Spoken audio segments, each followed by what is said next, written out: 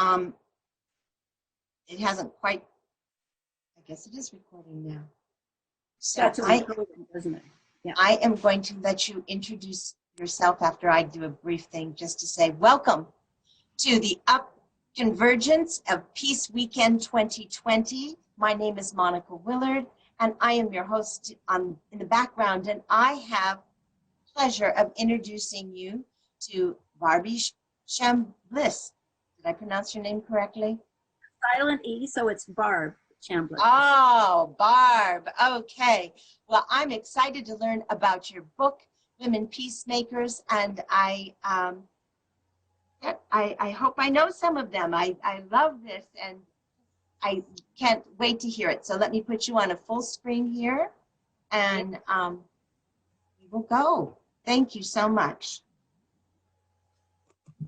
Okay, thank you very much. For Up Convergence has been a phenomenal process to go through, especially for someone who has marginal digital skills. So they've managed things really well.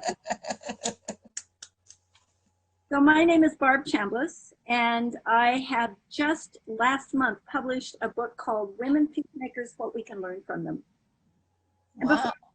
Before I go much further at all, I want to give you two definitions of peace. One is visual and one is verbal. But let me make sure I've got everything I need here. So the visual one is this. If you put your hands together like this, as if someone was going to pour cold water in them. Yeah, it's great to see you do it.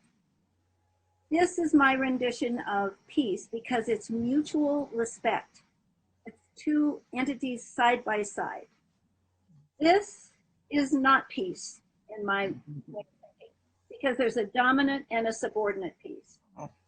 And so when I was interviewing all over the world women for this book, I would say to someone, wanting to know anybody that's making this happen? And I got so many nominees. I've interviewed over 60 women now all over the world, and you probably have not heard of any of them. Wow. So, but if you go to their websites, you'll be blown away by what they're doing. So the verbal, one of the women that I interviewed is a psychiatrist from Israel. And he gave me a wonderful quote that I like very much, which is this. Oh, let me get it for sure. She said, when peace is made, it's a synonym for respect. The main point is that when people respect each other, they are willing to, and pay attention to these next two words, share power. Sharing power is the opposite of using military power or occupation and oppression. You can imagine she comes from Israel, so all of those words. So I would say the verbal definition for me of peace is mutual respect, which means then you've got an opportunity for shared power. So when I was growing up, I really wanted to know how peace was made. I was fun. I knew how to make bread. I knew how to make good grades in school, but I didn't know how peace was actually made. And I'm old enough that I grew up in the era where a lot of the guys that I graduated high school and college with were, they were sent immediately to Vietnam. And they didn't have a chance. If their number came up, they went to war.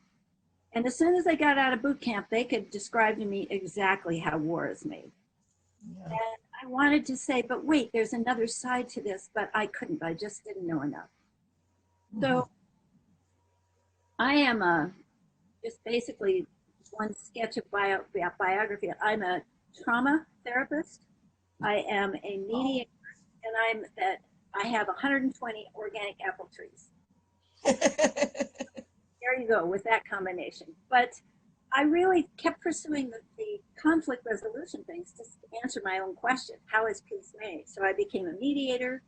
I taught 500 children and adults in my community how to be peace plays mediators. I do restorative justice circles.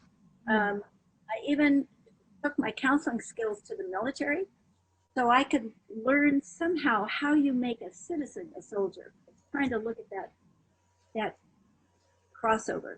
And finally, I just went into a PhD program and took peacemaking as my topic at the Graduate Institute. So I was lucky enough that it took me forever to get my PhD and a lot of money, but they let me put my tuition payments on a card that that garnered miles. So when I had enough money to myself and one of my kids, I often took my kids with me to interview women. We went together and did it. So my 9-year-old went to Croatia and Ireland and Israel with me, and my 21-year-old went to Tanzania and South Africa with me. I mean, since I didn't know how peace was made, I thought maybe my kids can get a clue by sitting in on the interviews with these women. So the stories, this book has the stories of these 15 women in it. And they come from Israel and Bangkok and Rio de Janeiro, Croatia, Standing Rock, Staten Island, Vietnam, Iraq, Guatemala, and my hometown, Paonia. So I asked all of the women the same question. I said, what is your definition of peace? Like, these women didn't want to call themselves peacemakers. They said, sure, you can come interview me about my work, but I don't think I'm a peacemaker. But that was one of my requirements. They had to be nominated by someone else, and then they had to nominate themselves. And they weren't doing it. I was pretty stuck. So my older son said to me, Mom, ask them what their definition of peace is, and then ask them if they're doing anything to make that happen. And they'd go like, oh, well, yeah, I'm doing that. And so I would say, well, I think that makes you a peacemaker. And then I'd be really quiet. And they moved from unconscious peacemaking to conscious peacemaking. And you could watch their faces. So by the end of the interview, they were standing up as women peacemakers. And I chose women because in a PhD program, you have to fill a hole in the literature. There was quite a bit about males, male peacemakers, and not very much about women. So I did that, and in a way, it's kind of come back to haunt me because I don't want men to think that the information in this book is not for them. It really, it's for everyone. So here are the questions that I asked them, some of them. I said, what is your definition of peace? What took you down this path instead of some other path? How did you fund your work? How did you finance it? What role, if any, do you think forgiveness plays in peacemaking? What metaphor do you have for yourself as a peacemaker? What kind of compensation do you receive for it? And by the way, no one ever said money. The fact that they were making a difference in the world was the primary form of compensation for all of these women. What would you paint me a picture with your words of what the world would look like if your idea of peace were in place? And then I would ask them, what advice would you give someone who wanted to become a peacemaker? So in the stories of these women, you'll hear their answers to these questions. And I want to just interject here that somebody asked me the other day and they said, what's the difference between one of your women peacemakers and a protester? And my answer was, I said, it takes a village to make peace. And the peacemakers and the protesters are an important part of that village. They're loud. They are, they've had experiences that they're talking about. They are doing groups. They are magnets to the media. And we absolutely need that. But they're only one aspect of the village. So I'm going to read to you the introduction to this book so you'll see how these women actually fit into that whole village perspective. Introduction. When some people hear the word peacemaker, they think of someone who negotiates the end to a war. Not so the women in these pages. This book is about women peacemakers who are purposefully leveling the field of opportunity for those who have been oppressed. By doing so, these women are proactively averting war, creating a world where war is unnecessary, possibly irrelevant, one person at a time. When a war ends, there's always winners and losers. No one likes being in a one-down position of oppression. That's true whether it's a child getting bullied in a school, a spouse in an abusive marriage, a prisoner behind bars, or a worker who doesn't have fair access to a healthy workplace. It's true with a group of people whose skin color, religion, or sex automatically puts them in danger or denies them access to life's opportunities. In fact, any situation that has a domination-subordination dynamic is just another conflict waiting to happen. No woman who has carried a child in her womb for 9 months, or even has the potential to do so, wants to see that child blown apart on a battleground of violence. She will instead choose every creative, nonviolent, proactive way she can imagine to rebalance the scales of inequity long before the situation comes to blows. This is what these women peacemakers are doing. They pave the way for others to rise up by removing barriers and providing opportunities. They know if you offer someone who is at a disadvantage a fair chance at things like an education, a just outcome to a wrongdoing, a sustainable way to support themselves, they will embrace that opportunity and they'll do something with it. Opportunities might look like a prosthesis to make one's body whole, or a workplace that is safe rather than deadly. It might be a chance for a newborn to thrive rather than die, or just a moment of hope and happiness after surviving a genocide. The work doesn't happen overnight. It is purposeful, it is organically evolving, and it aims for sustainability. It is always nonviolent. Sometimes the work lasts longer than the life of the peacemaker. Out of respect, these women don't do such things for those who are oppressed. They do it with them. They accompany those with whom they work, treating them with the same respect and dignity they want for themselves. They are catalysts that pave the way for others to fulfill their potential, just as they themselves are doing. This way of making peace is not exclusive to adult women. Nelson Mandela, Dalai Lama, Desmond Tutu, and Pope Francis use the same tactics. So do young women like Greta Thunberg and Malala. When a path has been paved by a peacemaker, two things happen. First, as the formerly oppressed individuals do the hard work to acquire what they were formerly denied, those who were angry quit trying to gain equality with violence. Those who were hopeless begin to have hope. They're grateful someone enough to clear a path for them. They gain confidence and begin to respect themselves. Their spirits begin to rise like corks that have been released from a net underwater. Then the second and incredibly exciting thing happens. These formerly oppressed, newly skilled individuals start giving back. They pay forward what they themselves were offered. They begin to mentor their siblings like someone mentored them. They create a sustainable quality of life for their villages. They upgrade the financial and health conditions of their families. They call for safe workplaces for coworkers.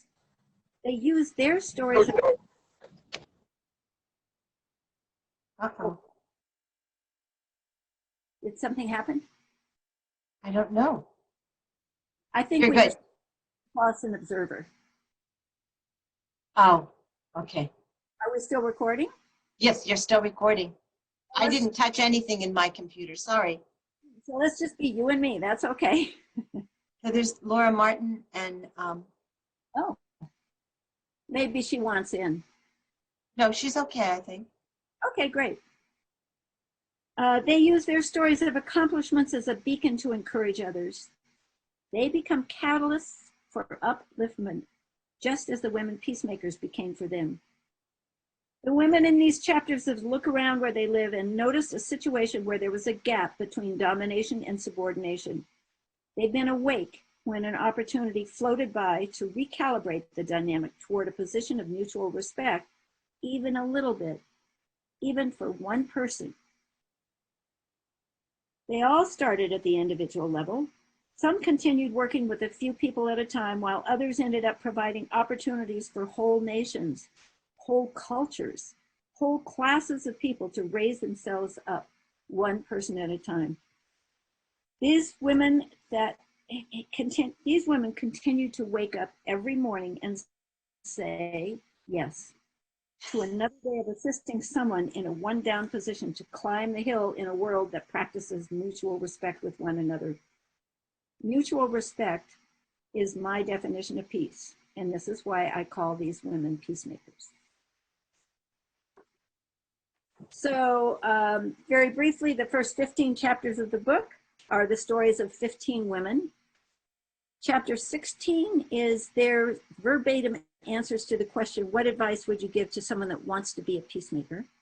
So again, the title is Women Peacemakers, What We Can Learn from Them. So these are direct quotes from the women.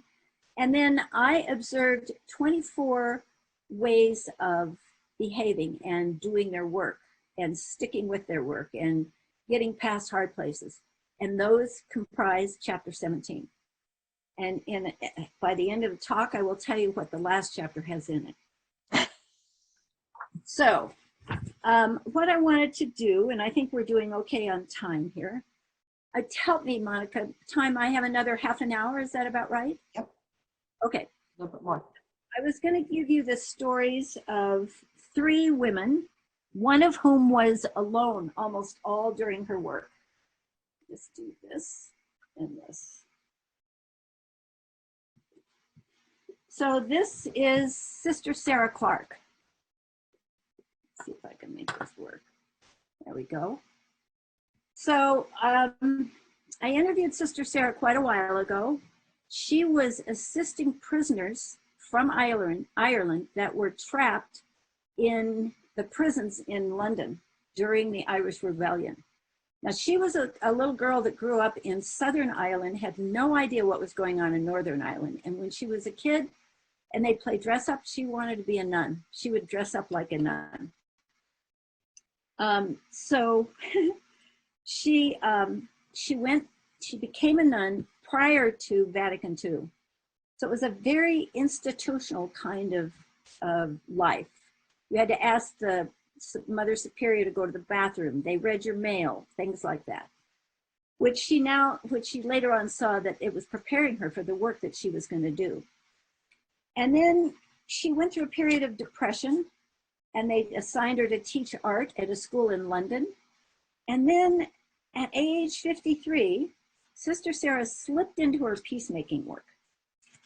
A priest named Father Fowle suggested that she might want to take on the volunteer position of secretary of the Civil Rights Association.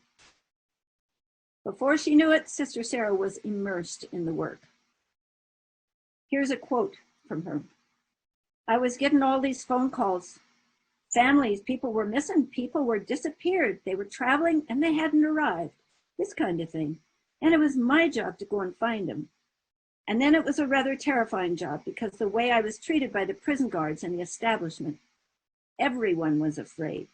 Everyone was afraid to speak about Irish people at that time, because there were a lot of bombs going off and they were called persona non grata. And by sticking out your neck and helping people who were arrested, you were accused of being a member of the IRA and detained and tortured for any number of days under the Prevention of Terrorism Act. I was in danger myself. I didn't know the day or the hour that the big hand would come on me. And I often wished that the phone wouldn't ring, but I had to answer the phone. I couldn't say no, but I was frightened to say yes. And I would go out in the car, drive out of the convent grounds, and wonder, would anyone help me if it happened to me? Or would I end up being strip searched? That phrase really caught me. I mean, this woman had been covered from head to feet all of her life. And one of her big fears was being strip searched at the prisons. Sister Sarah became the link between the prisoners and their families. While the arrested people were being detained, she informed their families of what was going on. She called solicitors for the prisoners, took them parcels, visited them, gave them hope, encouraged them to fight, not with their fists, but with their pens.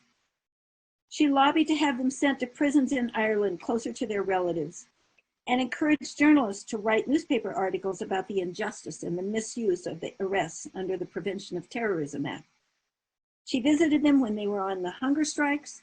She held their hands on their deathbeds. She rejoiced with them on the rare occasion when justice was served and they were declared innocent and sent home. Beginning in 1974, and for the first 20 years of the Prevention of Terrorism Act, nearly 8,000 people were held and questioned, and many thousands more were routinely stopped for short periods at times of port of entry. Many of the prisoners were eventually found not guilty, even though they had served many years by that time in prison. She became a link to reality for the Birmingham Six, the Guildford Four, and the Maguire Seven, alleged underground groups held in London prisons, sometimes for years before their trials took place.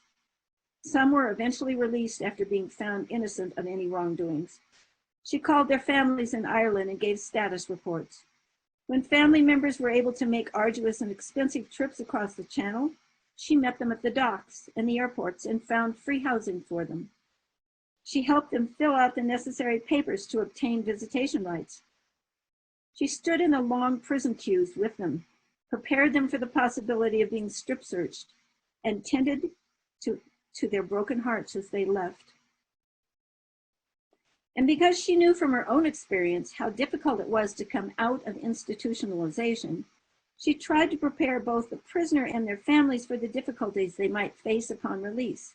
Many of them had terrible problems adjusting to their newfound freedom, and especially to the demands of family life with their wives and children. All this, even though Sister Sarah did not have a penny to her name.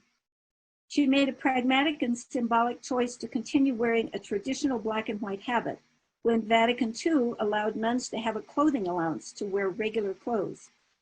Pragmatic because she then took the habits discarded by the other nuns, raised the hems so that they would fit her, and used her clothing allowance to buy parcels of cigarettes and pens and writing paper and underwear for the prisoners.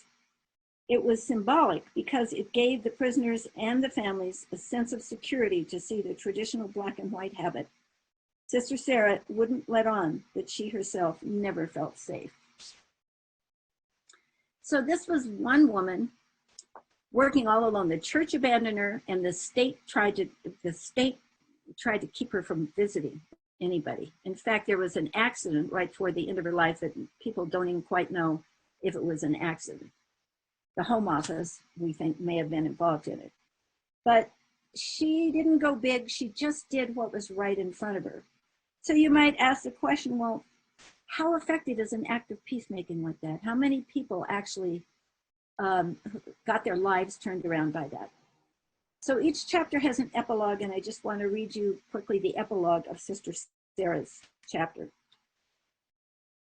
During our interview, I told Sister Sarah that my older son, who was studying art in Canada, was coming to London to be an exchange student. She said she would love to meet him and give him some tips about the art student population in London. A few months later, on the appointed day, I couldn't help thinking about the meeting that my son was having with Sister Sarah. He called me soon after he left her flat. "How did it go?" I asked. "It was good," he said. "But after I left and was about 2 blocks away from her flat, I had an attack." "An attack?" I said, a bit alarmed. "What kind of an attack?" "A best day of my life attack," he said.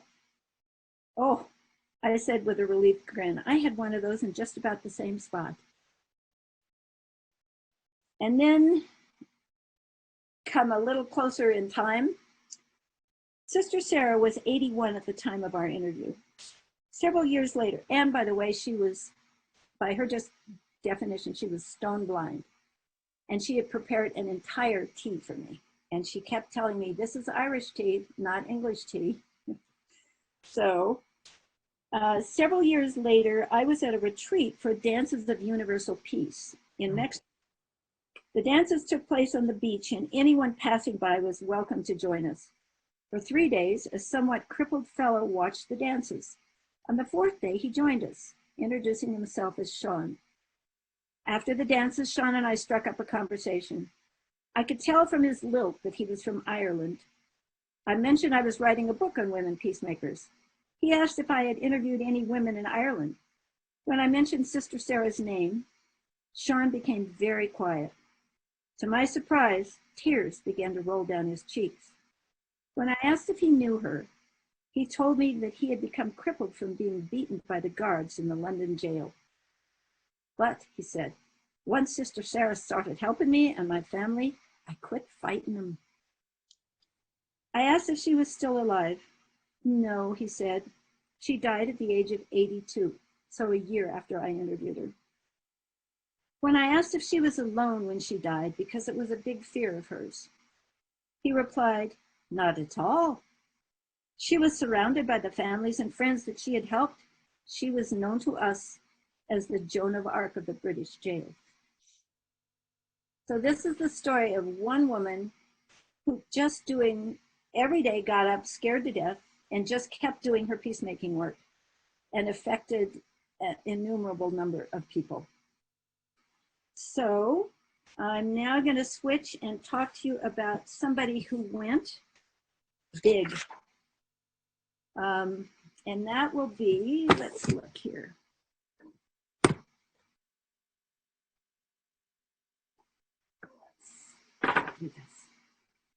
That's going to be the story of, let's see, maybe like this. Yes. Don't go there. Is that better? That's better. That's beautiful. Okay. So the cool thing I have to say about the packaging in this book, I've been so lucky with it. It was on a pretty slim budget, and the person helping me publish it said, look, let's put all the colored pictures on the front page, because if you try and put them in the book, it's going to cost you 4 times as much. So we put out for bid a request for anybody that could sketch the pictures on the cover into the. So, I mean, it was a brilliant idea. I never would have thought of this on my own. So here's, for instance, the clan mother. Really, this is a beautiful package. It's a good read. It's a compelling message toward peace, but it's also really a beautiful book, thanks to this great editor. So let me just tell you briefly about Cheeto. So, Monica, what time do I really have to stop? At 4:50, 4:55 even. Okay. Good time. All right. I just want to save a little bit at the end for something. Okay. So Cheeto was, when she was age 7, her mother died. She didn't know why, and she never had known her father. Her mother, as she later on, she found out her mother died of AIDS. But this left Cheeto as the parent of her 3-year-old little brother and the caretaker for her blind grandmother at 7. So she kept going to school and trying to get enough to eat to come home every day. And when it didn't happen, her little brother cried himself to sleep. So she finally quit elementary school. And when she was 8 years old, she had a dream. And the dream was that she was someday going to be able to make it a safe place for orphans to be in the world. And when she was 11, someone nominated her for a week-long program in the near the capital, Harare. So this is Zimbabwe. She's in Zimbabwe. And the program was a week-long program on how to grow mushrooms. And several things happened. Cheeto came home with mushrooms, and she realized not only could she feed her family, but she could sell the mushrooms, and she could pay the tuition for her brother and some of the other kids to be able to go to school, get their uniforms and things. But what really happened is the minute a girl is orphaned, she goes to the bottom of the pecking order. And any man that wants to do anything to her, it's fair game. And she was living in the backyard of her uncle's, and she was fair game, sexually, physically, to them, sometimes in front of her little brother. So what she learned most of all on that 1 week away was that there was a world beyond her uncle's, that there were really nice people that she was around all the time. So there were 15 girls in that program. 13 of them went back to their villages, and they were such prizes that they all got married right away. But Cheeto and another girl didn't. And then the other girl dropped out, and Cheeto grew up, and it was financed by a group called ZERI, Zero Emissions Initiative. And they wanted her to, they gave her the training for mushrooms, and the second training was 3 years actually. But she had to pay it back by going to teach mushrooming all over the world. So she taught it in Colombia, and in she taught the women in San Francisco how to do off of coffee grounds, how to grow mushrooms off of coffee grounds, and got an award from the Coffee Association. So because she was showing people how to do it, she didn't have to know all the languages, and all the mushrooms were grown on whatever waste materials were in their thing. She even at one point came to my town of Paonia and taught about 20 of us how to grow mushrooms on our spent apple chips. And we have a hops farm. So the spent hops, we grew mushrooms on those things. So she went around raising money for something she called the Future of Hope Foundation, which actually was what she had dreamed about when she was 8. So I just want to read very briefly, because I'm doing okay, I think, on time. I want to read you, this isn't the final mission statement for her Future of Hope. Well, what she did was she finally paid back what she felt she owed to the people who had educated her. And then she said, I'm going to have a center, and I'm going to call it the Future of Hope Center. And I'm going to start raising money for it. So I brought her to the United States. She talked all around different places, and she started raising money for this Future of Hope Foundation. And she sent me at one time a working paper on the philosophy behind this organization. Orphans Teaching Orphans is a project aimed at breaking the normal thinking that someone else should and will come to the rescue of orphans or any other needy or disadvantaged groups in our communities. This project is aimed at encouraging proactivity, encouraging all individuals to step up and take charge of their lives and change their predicaments. In the case of orphans, it has often been the case that they wait and hope for someone to save them from all their troubles. While there's nothing wrong with waiting and hoping in some situations, there obviously is everything wrong in letting the millions of orphans or any other disadvantaged groups believe that this is the only way. In sub-Saharan Africa, it's estimated that there are over 50 million children that are orphans. It only makes sense to start encouraging these millions of children to start doing something for themselves.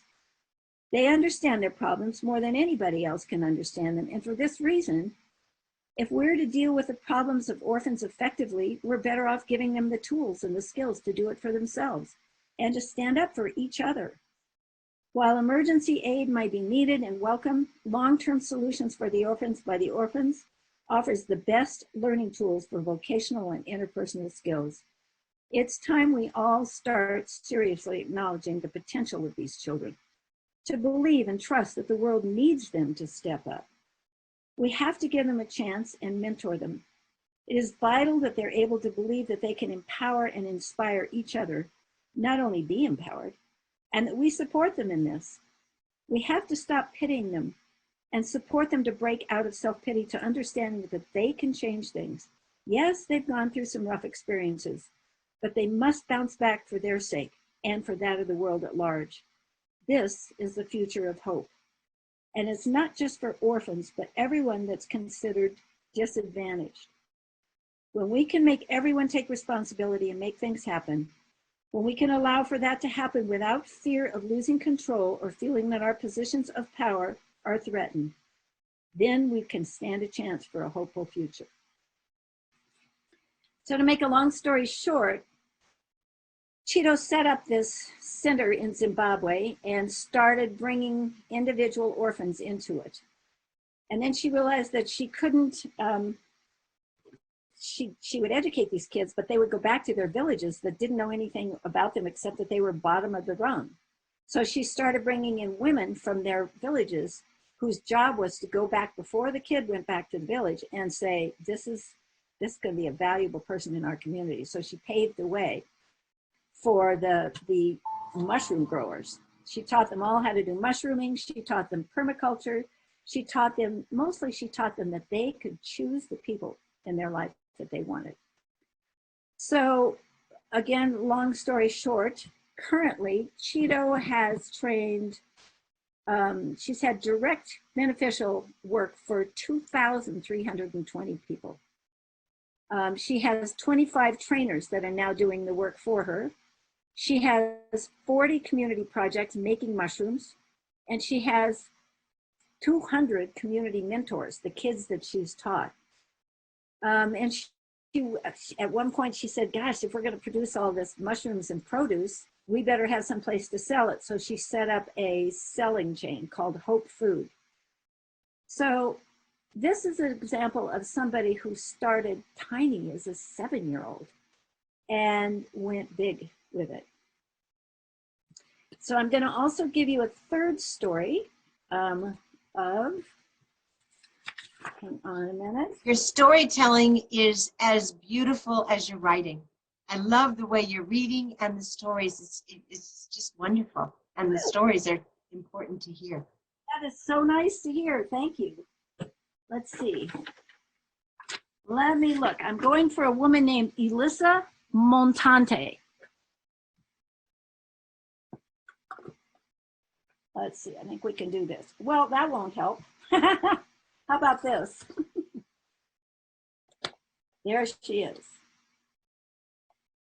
So, very briefly, Elissa was born and raised and grew up in and was still in Staten Island, New York. And she was quite a timid girl, and she had 3 very difficult things happen to her. Her boyfriend was murdered, her grandmother died, and then her mother was suffering from cancer but wouldn't tell anybody. And Elissa kept all this in to herself. And after the 3rd death, she was standing in a bank one day to make a deposit. She was a medical assistant, not a medical assistant. She worked in a medical office. She was ready to deposit the week's income at the bank, and a panic attack hit her. And she could barely make it up to the teller's counter. And for the next 4 years, she was plagued by panic attacks. And she was a singer. She quit singing. She would go home. She would not do anything with anybody. She would go home at night. She had a huge dog named Obi, and she would get on the bed with Obi, and that was it for the night. And then somebody who knew her voice asked her if she would be willing to at least write a song for a fundraiser they were doing for the Bosnian kids. And this is the time of the Bosnian War. And she said, no, I can't do that at all. And then she got her grandmother, and her mother spoke to her from the other side and said, you should do this, girl. Go ahead and do this. So she wrote the song, and she even sang the song. And it perked her up a little bit. She didn't have a panic attack during it. So after it was done, she said, you know, maybe I'd like to do something else to help the Bosnian kids. So she ended up going, she took a friend with her, she went to the embassy at the United Nations and said, is there anything I can do to help the Bosnian kids?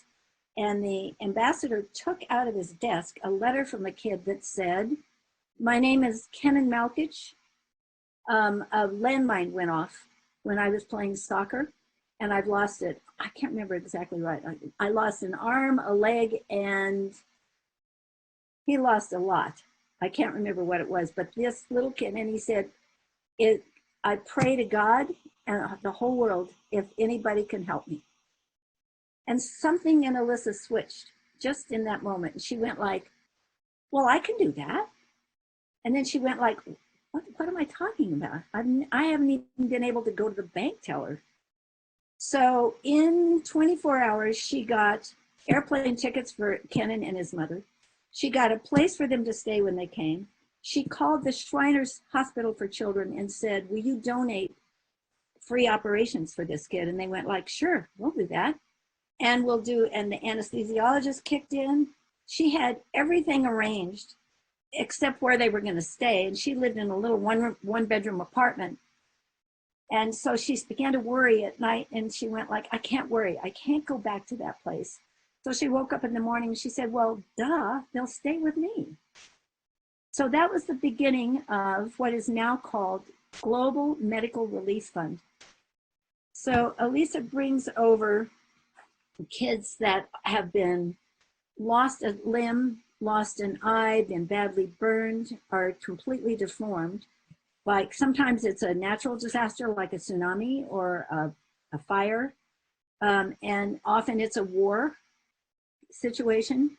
And she couldn't quit, of course. So this, I wanted to just read you she's in between Cheeto, who did a big wide scan of people, and Sister Sarah, who just worked all on her own. So here's what Elisa said about all this. She said, as she calls it, GMRF, Global Medical Relief Foundation. GMRF's scale of treatment is highly personal. We know every child and his or her mother or father or guardian by first name. GMRF and its partners welcome and care for injured children with the warmth, the love, and personal attention that can only be found in a family.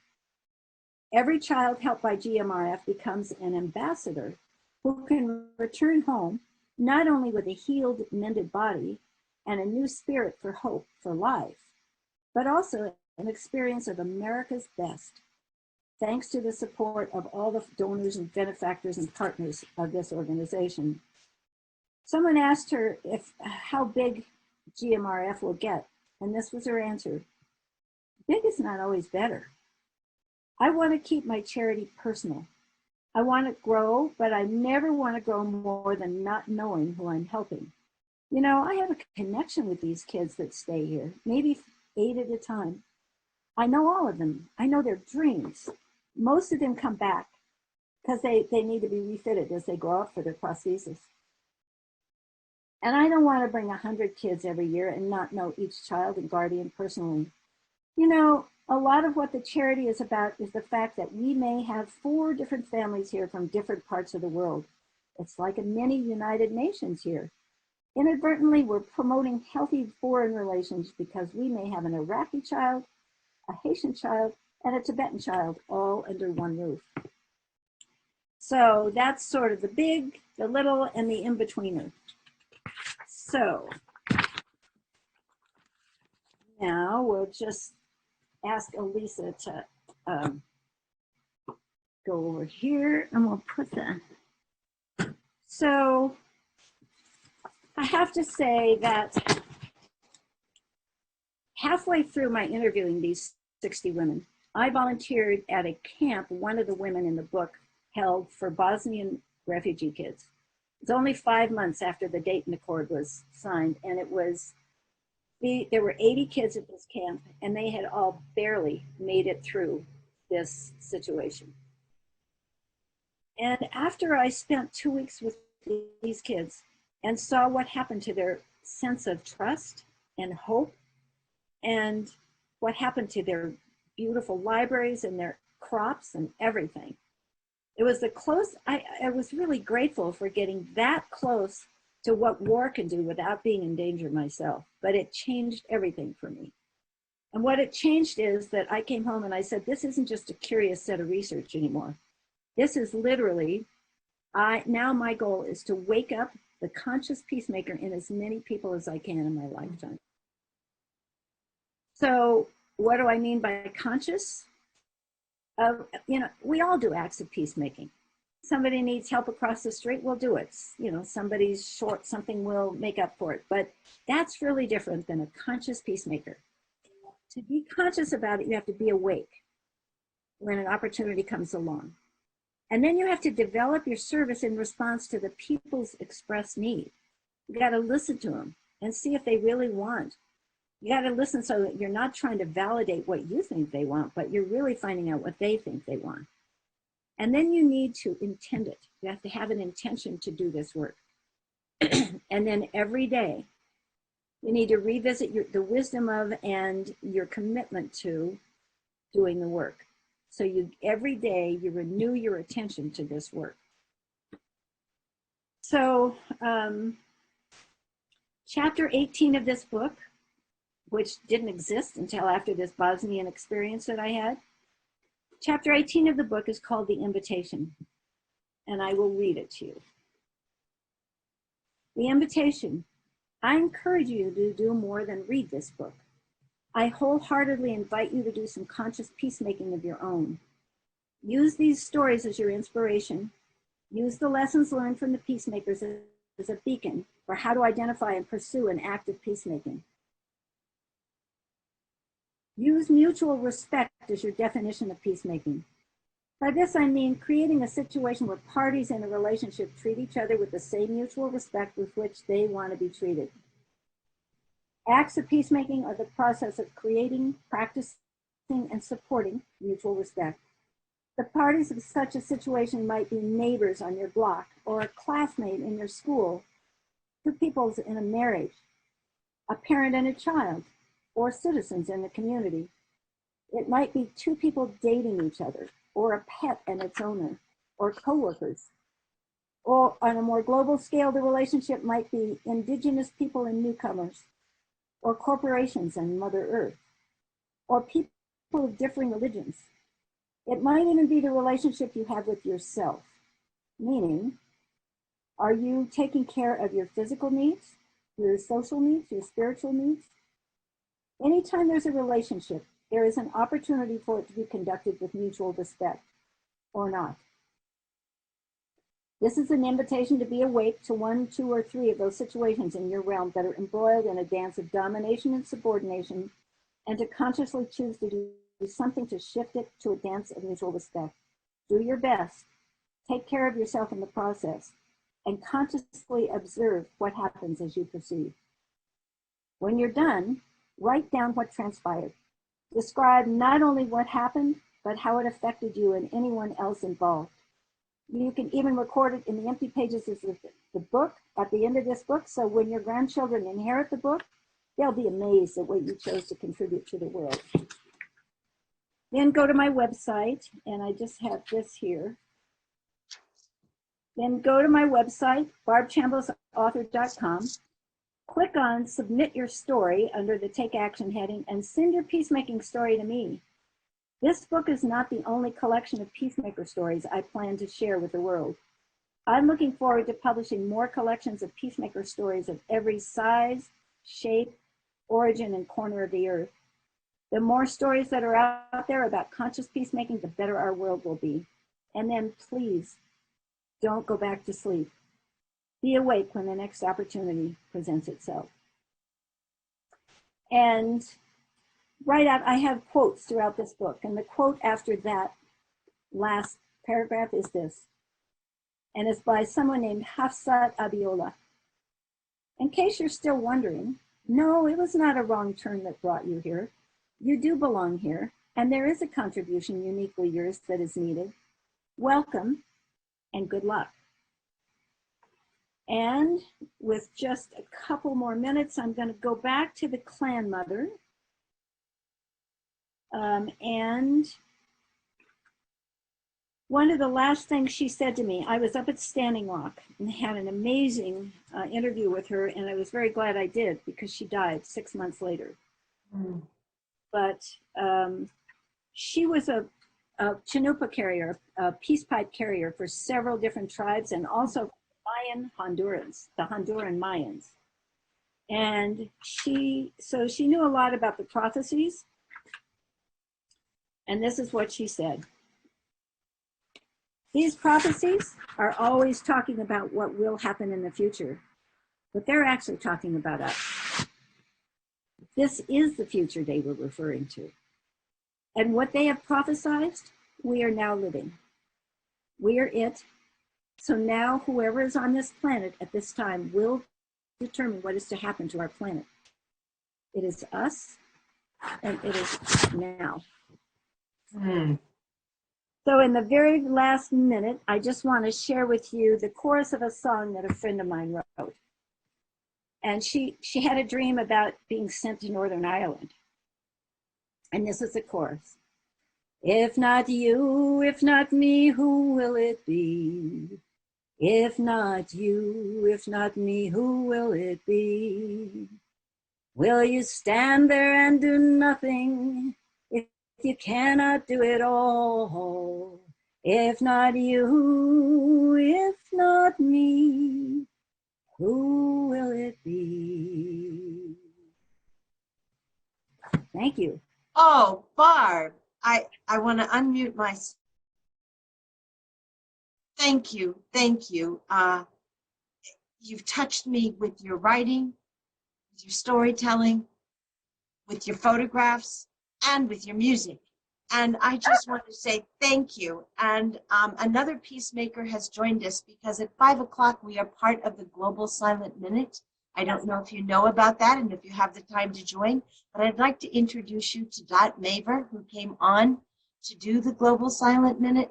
And I asked her to come a little bit earlier because Dot is just an amazing a woman peacemaker, but also a peace educator, and just I wanted her to meet you. So I have the pleasure of introducing you. One of my heroines, I have to say. Oh, my goodness. Thank you. It's nice to meet you. Nice to meet you, and Dot. I will be contacting you later because one thing I want to do with this book is Okay. out to high school and college kids that are so frustrated right now about doing things, and use the book as a curriculum to give them a 1 month or 3 month curriculum where they would read the stories, they would discuss the stories, and then the last month would be an act of peacemaking, and I'll mentor them right through it. Oh, brilliant. Brilliant. Let's do it. Certify it. Yeah, great. Very nice. Please, I just put my email in the chat. Oh, that's great. Thank you very much. All right. This was a wonderful program. Thank you so much. And may the book not only fly off the shelves and really teach the story, but may it open and enhance the Peacemakers right now. Thank you so much. And I'm glad that I have your contact because there's a lot of ways I'd like to connect as well. Okay, and you will send me the recording. That would be I sure will. Okay. And I'm going to stop it right now. I'm sorry I didn't stop it earlier.